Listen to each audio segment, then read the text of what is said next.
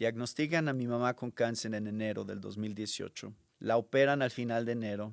Los médicos están muy optimistas sobre su recuperación, pero algo que no esperábamos es que en abril, solo 4 meses después, un día, un domingo, mi papá tuvo un infarto.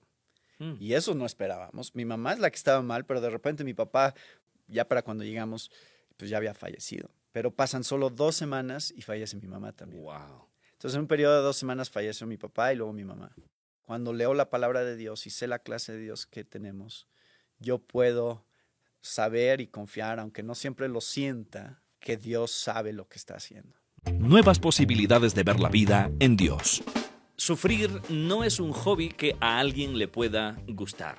De hecho, a veces los adultos pensamos que la evasión por el sufrimiento es un asunto probablemente actual de los jóvenes adolescentes e incluso se ha estigmatizado a un grupo etario como el grupo, la edad de cristal o la generación de cristal, en fin. Sin embargo, sufrir no creo que le guste de manera particular a nadie, ni a un adulto, ni a un joven adulto, ni a un joven adolescente, porque en realidad nos puede causar temor, a lo mejor coerción hacia una visión de esperanza, de propósito, en fin. Sin embargo, es parte de la realidad humana.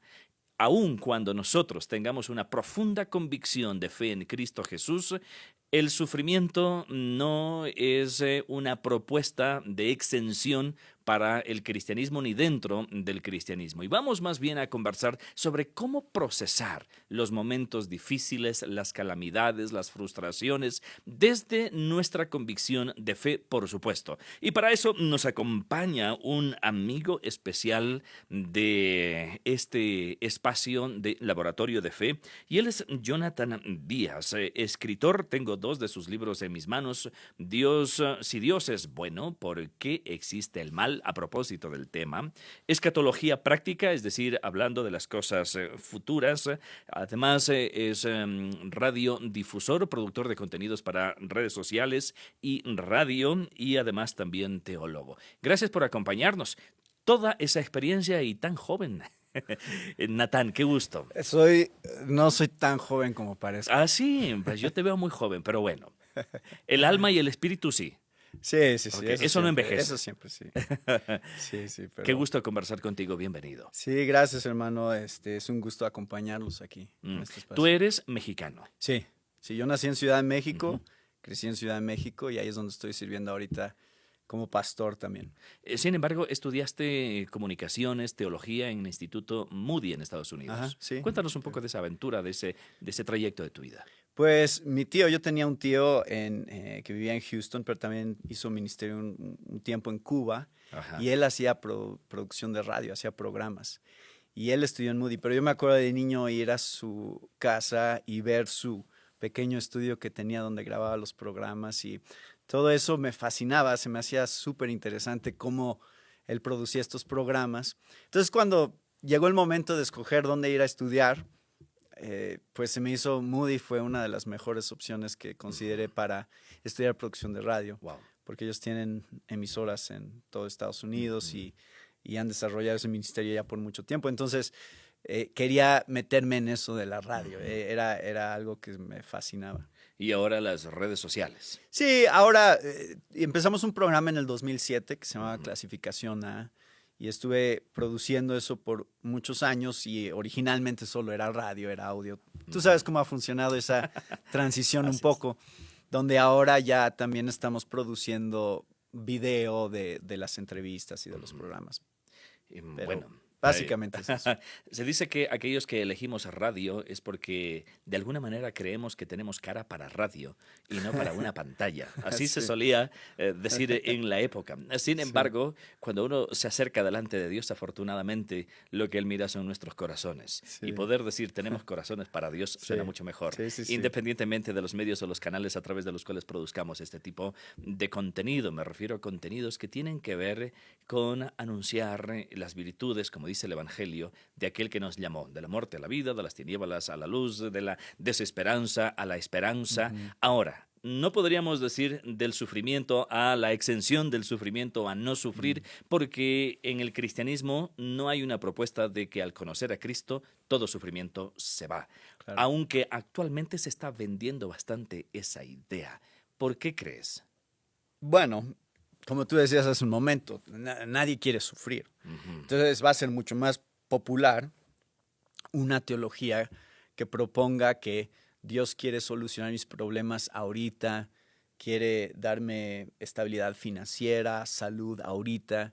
Y estas iglesias pues están vendiendo esta idea, que es el evangelio de prosperidad básicamente, pero que es muy contrario a lo que la Biblia enseña. Porque vemos una y otra vez que Dios de hecho hace su principal obra en sus hijos muchas veces a través del sufrimiento, a través de las cosas difíciles que vivimos, porque es entonces donde podemos mostrar en dónde está realmente nuestra esperanza. Es así que glorificamos a Dios cuando podemos mostrar que nuestra esperanza no está en las cosas de este mundo y en lo temporal, sino en lo eterno. Entonces, el libro realmente trata con el tema desde un ángulo apologético, porque esa es la pregunta más común que se hacen las personas en objeción a la fe cristiana. Ajá. Si Dios es bueno, ¿por qué existe el sufrimiento? Claro, o por qué me pasan cosas malas, por ejemplo. El evangelista Billy Graham abordó ya en uno de sus libros, que he podido ojear, leer un poco, precisamente esta temática. Como tú dices, esa es una inquietud existencial de todo ser humano. Creo que desde que el ser humano está pisando este hermoso planeta Tierra. Ahora, podemos sufrir en cierto sentido con propósito o con un despropósito. Caminando con Cristo, porque el Salmo 23 incluso te dice que habrá momentos de sufrimiento en donde o caminaremos con nuestro Creador, con Dios, con Cristo, con su Espíritu Santo, con la guía de su palabra, o sin toda esta posibilidad de seguir teniendo esperanza. Es decir, sufrir con un despropósito y sufrir por sufrir. ¿Cuál es la diferencia entre sufrir con un propósito, sufrir dentro del marco de la fe y sufrir lejos de Dios? Pues es creer en las promesas que Dios nos da a través de su palabra. La fe tiene que ver con poder ver hacia adelante y creer en algo que todavía no vemos, como dice Hebreos 11, ¿no? Y Romanos 8 creo que es un capítulo crucial para entender esta dinámica que vivimos como cristianos. El versículo 18 dice: considero que las aflicciones del tiempo presente no son comparables con la gloria venidera que nosotros ha de manifestarse. Entonces, Pablo ahí está poniendo esta esperanza, que estamos sufriendo en el presente, pero siempre viendo hacia la gloria futura, que pone en perspectiva las cosas. Y uno de los ejemplos que pongo en el libro es el ejemplo de cómo sería si tú vas, te avisan que falleció un familiar que tenía mucho dinero y tú vas por el cheque, es un cheque que tienes que ir a depositar al banco. Y es un cheque multimillonario, porque era un familiar millonario que tú no conocías ni sabías que existía, pero te dejó a ti todo el dinero. Vas por el cheque, te lo guardas y en camino a depositar el cheque, alguien te roba tu cartera. No donde venía el cheque, pero en tu cartera, donde tenías unos $2, $3. Y claro, te va a poner triste pensar en esos cuantos dólares que te acaban de robar. Y te puedes lamentar y puedes empezarte a enfocar en ese dinero que acabas de perder y decir: ¿cómo puede ser que me quitaron? Esos eran mis $3 por los que trabajé tan duro. Y estar enojado y frustrado. Pero, ¿te acuerdas? No, pero tengo un cheque atrás y yo voy en camino al banco a depositar ese cheque. Eso cambiaría completamente la perspectiva de ese asalto, de que te quitaron esos $3. Porque, ¿qué son esos $3 a la luz de un cheque con mucho dinero que tienes? Sí, y que tú sabes que va a ser tuyo, que ya es tuyo, y aunque estás en camino a depositarlo. Entonces creo que la vida cristiana se parece mucho a esa analogía. en general. Esa es la perspectiva que el Nuevo Testamento nos da. Piensen en esta vida como algo temporal, piensen en las aflicciones que ustedes experimentan ahorita como algo que va a pasar tan rápido y lo que tienen en la eternidad ni siquiera se compara con lo que podamos perder ahorita. Sí, ahora, Natán, en la analogía que estás haciendo, vemos el cheque, usamos ahora el término, por ejemplo, salvación, vida eterna, como una promesa a futuro y en nuestra dimensión y realidad humana probablemente muy a futuro. ¿Cómo vivir la convicción de que ese cheque que estoy llevando a depositar en el banco no es un cheque que se hará efectivo cuando yo me muera? Porque si llevas el cheque, dice muy bien, este cheque se va a hacer efectivo cuando usted se muere. O sea, ¿cuál es la dicha de tener un cheque que se va a hacer efectivo cuando yo me muera? Y a veces así sentimos este cheque de la vida eterna con Dios que se va a hacer efectivo cuando yo me muera, y no veo la abundancia de la propuesta del Evangelio de vida abundante, me refiero, antes de que yo me muera. ¿Cómo vivir esa promesa, esa riqueza del cheque antes de que yo me muera? Pues tienes que vivir con fidelidad en esta vida, pero sí siempre con la perspectiva eterna. Por eso Jesús, por ejemplo, en el Sermón del Monte habla de háganse tesoros en el cielo y no en la tierra. Porque en el cielo tus tesoros son permanentes, son eternos. Y en esta vida son pasajeros. Ajá. Aquí sí te los pueden robar. Aquí puedes perderlos de un momento a otro. Entonces la perspectiva es que podamos vivir con fidelidad al Señor para el reino de Dios, sabiendo que todo lo que vivimos en esta vida es temporal. Entonces creo que sí es, el Nuevo Testamento pone un enfoque en pensar en lo temporal, y en pensar en cómo respondemos ante las aflicciones de un mundo temporal. Pero sí cambia nuestra manera de vivir hoy. Ajá. O sea, yo sí voy a vivir con pasión por el reino de Dios. Y sí hay un sentido en el cual ya empezamos a disfrutar de muchas de las bendiciones que Dios quiere darnos como creyentes ahorita. Pero sigue siendo cierto que eso no se compara con lo que viene. También es cierto. O sea, lo que tú experimentas en tu relación con Cristo hoy es muy limitado comparado con lo que vas a experimentar cuando puedas estar en la presencia de su gloria. Eso es otra dimensión completamente diferente que todavía no nos imaginamos. Nuestra mente no tiene la capacidad de imaginar la gloria de estar en la presencia de Cristo. Entonces sí tenemos que tener eso siempre ahí como atrás en la motivación de todo lo que hacemos. Claro. Ahora, pensemos un poco, por ejemplo, en términos de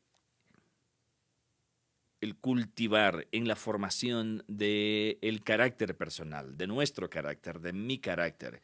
Por lo que puedo ver en las cartas de Pedro, el sufrimiento va a repercutir en una formación de carácter. ¿Cómo puedo aprovechar y sacarle la mayor ventaja? Hoy tal vez utilizarían la palabra monetizar. Sí. ¿Cómo puedo monetizar para la vida presente en el carácter, en la formación de nuestro carácter, el sufrimiento? Pues nuestro carácter va a ser moldeado en la medida en la cual nosotros conozcamos mejor a Dios y quién es Dios. Y una de las cosas que Dios quiere mostrarnos es su soberanía sobre todas las cosas. Y eso es algo que desarrollo en el libro. Ajá. Mi énfasis está en Dios sí está en control del mal y del sufrimiento que estamos viviendo en este mundo. La perspectiva de muchos es como que Dios ha soltado las cosas y como que ha dejado las cosas en nuestras manos y realmente no se está metiendo. Cuando la Biblia muestra que no, Él sí está involucrado, Él sabe exactamente todo lo que está pasando y Él es soberano en todas las cosas que están sucediendo. Entonces, cuando tú empiezas a entender la soberanía de Dios, eso moldea tu carácter, eso moldea tu manera de vivir, porque te das cuenta, yo no estoy en control, Dios está en control. Y Señor, si yo paso por un momento difícil, yo sé que está bien, porque estoy en tus manos y sé que finalmente tú tienes un buen propósito, que es lo de Romanos 8:28, ¿no? Todas las cosas ayudan a bien a los que a Dios aman y han sido llamados conforme a su propósito.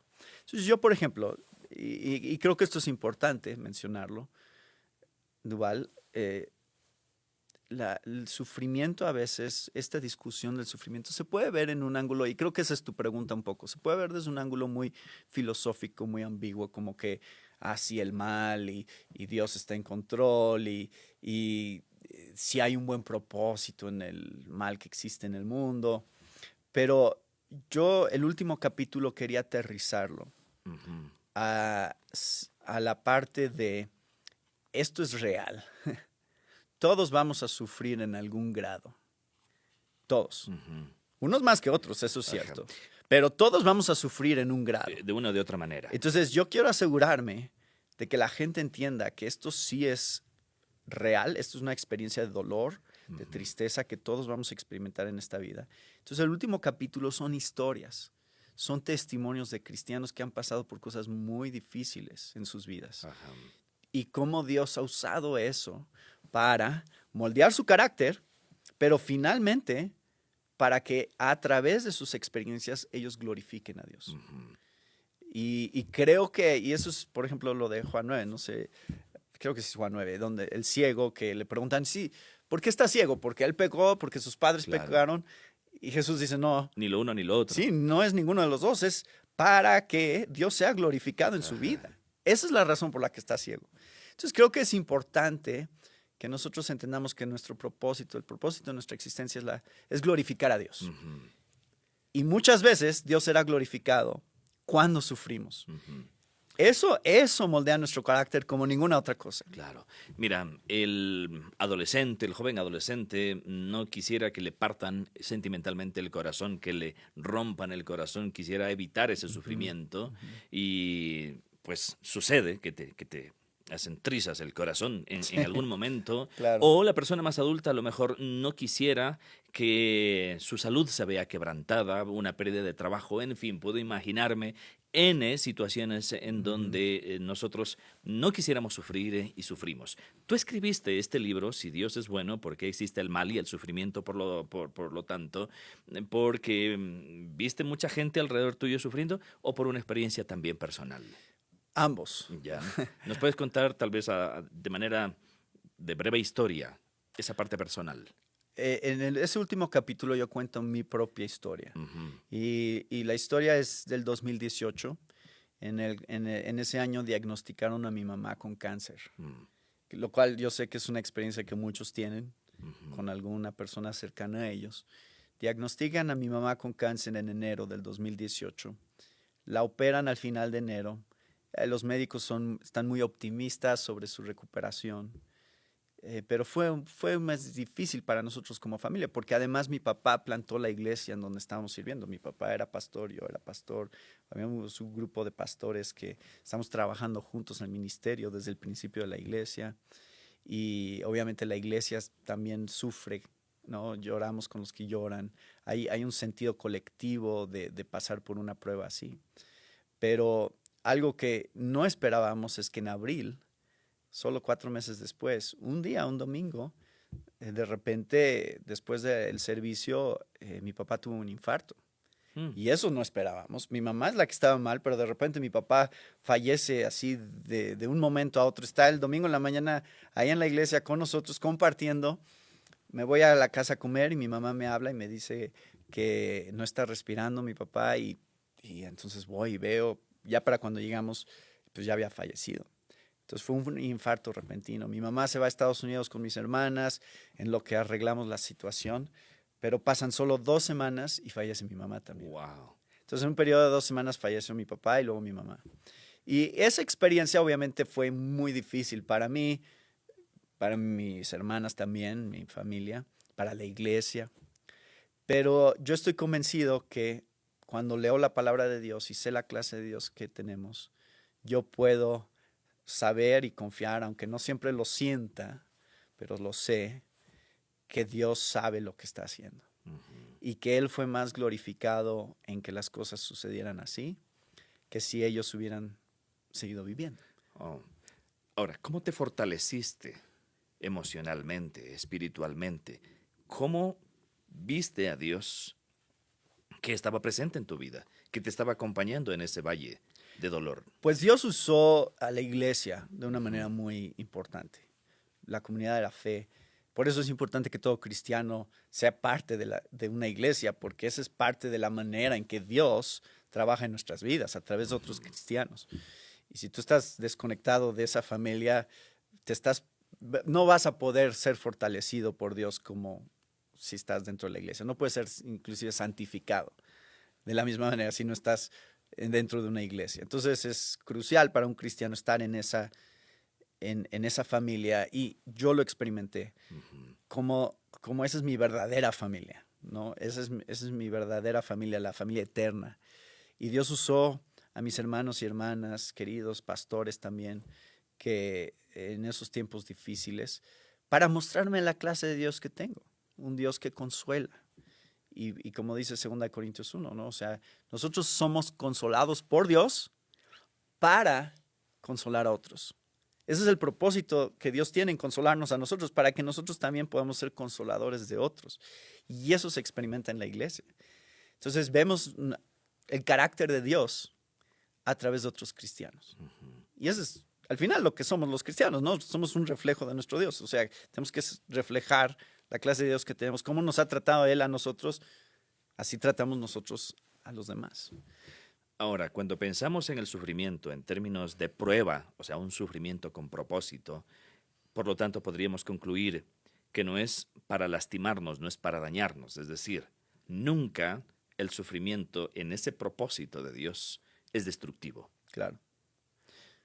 No, y yo lo comparo.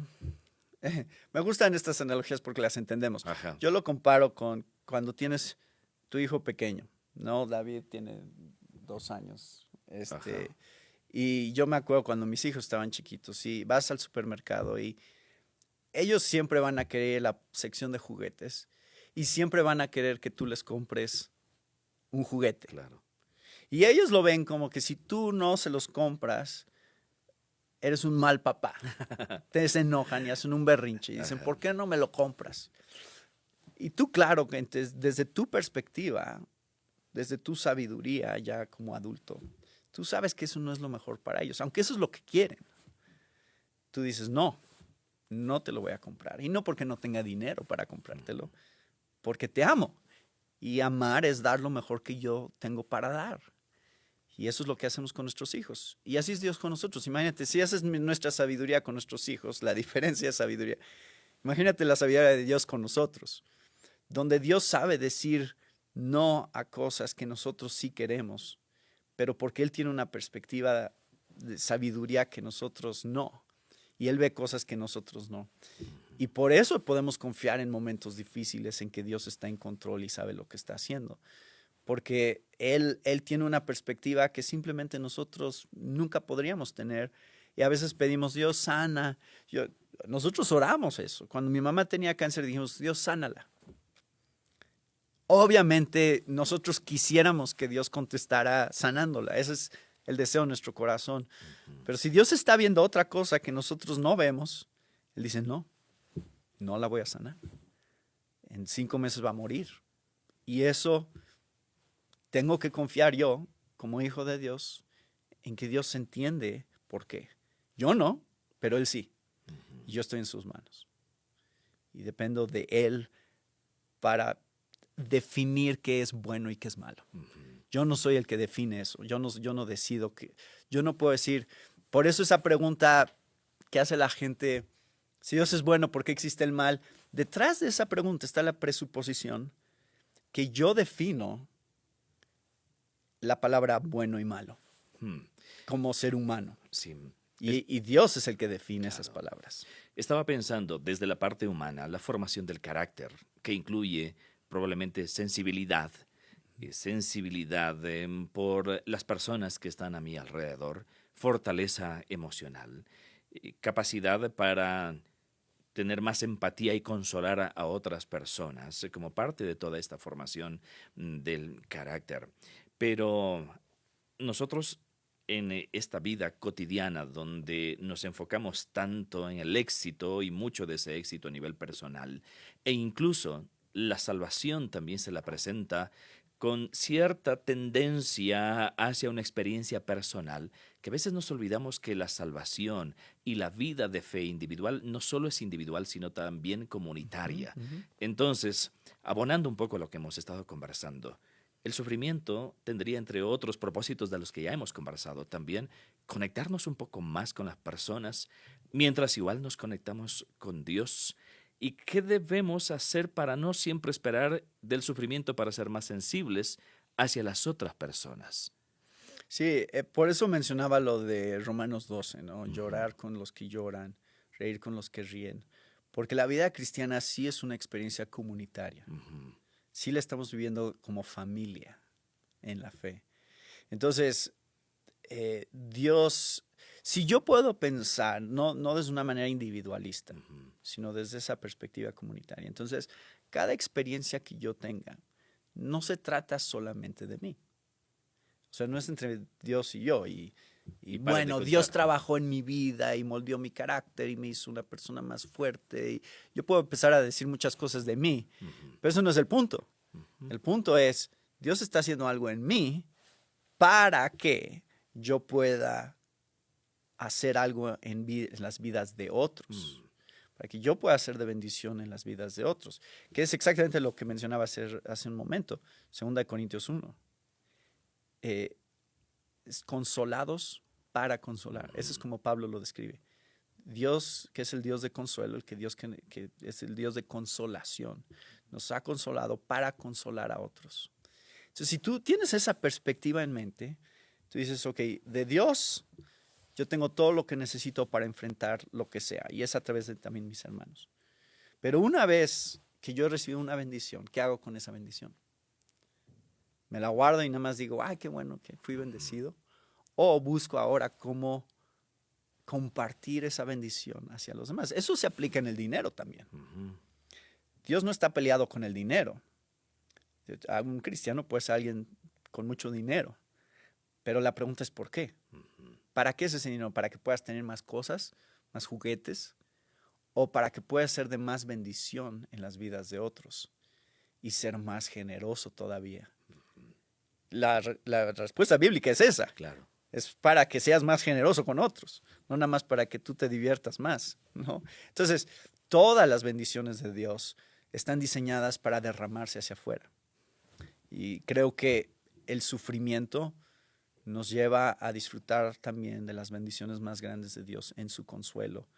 Y ese consuelo es lo que nosotros debemos mostrar hacia los demás. Cuando están sufriendo, lloramos. Y no tenemos la respuesta de por qué, pero sabemos que sí hay un por qué. No tenemos que saber cuál es, nada más tenemos que saber que sí hay uno. Eso es todo lo que la Biblia quiere que sepamos. Fantástico. Chévere. Dios permite el sufrimiento en cada uno de nosotros, sus hijos, en personas que a veces no conocemos o personas que a lo mejor sí conocemos, para a través del sufrimiento de terceros, Dios consolarnos a nosotros. Y si nosotros que estamos dentro de ese paquete sufrimos, la regla es la misma, para consolar a otros. Al final, la fe no es asunto solo de la experiencia personal, como hemos estado conversando aquí. La bendición no solo es para que la disfrute uno. La vida cristiana, la expresión de fe, es simultáneamente personal como comunitaria, a nivel horizontal. Y comunitaria con Dios, porque es nuestra relación con Padre, Hijo y Espíritu Santo, y a eso me refiero comunitaria. Es una vida donde no la vivimos como llaneros solitarios, no es una vida aislada, es una vida en comunidad donde nos fortalecemos por el sufrimiento de los unos y de los otros, como parte de un plan para fortalecer nuestra vida de manera integral. Que Dios te siga bendiciendo, sí, gracias, Natán. Gracias por darnos estos minutitos aquí en Laboratorio de Fe, donde hablamos precisamente sobre cómo estamos viviendo la fe, cuáles son los supuestos que a lo mejor tenemos que seguirlos despejando, reformateando, redefiniendo, reformulando algunos para afirmar nuestra fe de manera continua. Y ese es el libro. Si Dios es bueno, ¿por qué existe el mal? que como pueden ver es muy delgadito, no es tan difícil de leer. Listo. Y a propósito de este libro, y ahora sí para ya terminar y cerrar esta conversación, ¿dónde se puede conseguir? Tal vez está a nivel digital, ¿se puede Sí, conseguir está a el libro? nivel digital Ajá, y es de VIH, ajá. así que sé que lo distribuye CLC. Aquí en Ecuador, por En ejemplo, Ecuador, y en exacto. muchos países de América Latina, Sí, sí. ok, CLC lo Y tiene. en Amazon está disponible. Ok. Bueno, ¿dónde está? Tanto este libro como Escatología Práctica también está distribuido por CLC. Sí, sí, Ok. ese es de Poema. Perfecto. En Ecuador, como decimos, y en algunos países de América Latina, y también se lo puede descargar de Amazon. Tanto Sí, este libro, Dios es bueno, sí, Dios es bueno, porque existe el mal y el sufrimiento, como hemos estado conversando, y Escatología Práctica. ¿Cómo vivir los últimos tiempos hoy? Me gusta ese título.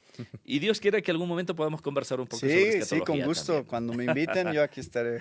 Muchas gracias. Un abrazo para ti, para la gente que te rodea y bendiciones en tu ministerio. Gracias, hermano. Un gusto. Y a ti, gracias por ser parte de esta conversación. Un abrazo y nos vemos pronto. Este contenido fue producido gracias al apoyo de amigos como tú. Anhelamos seguir bendiciendo también a otros. Por eso, te invitamos a sumarte con tus donaciones a través de nuestro sitio web hcjb.org.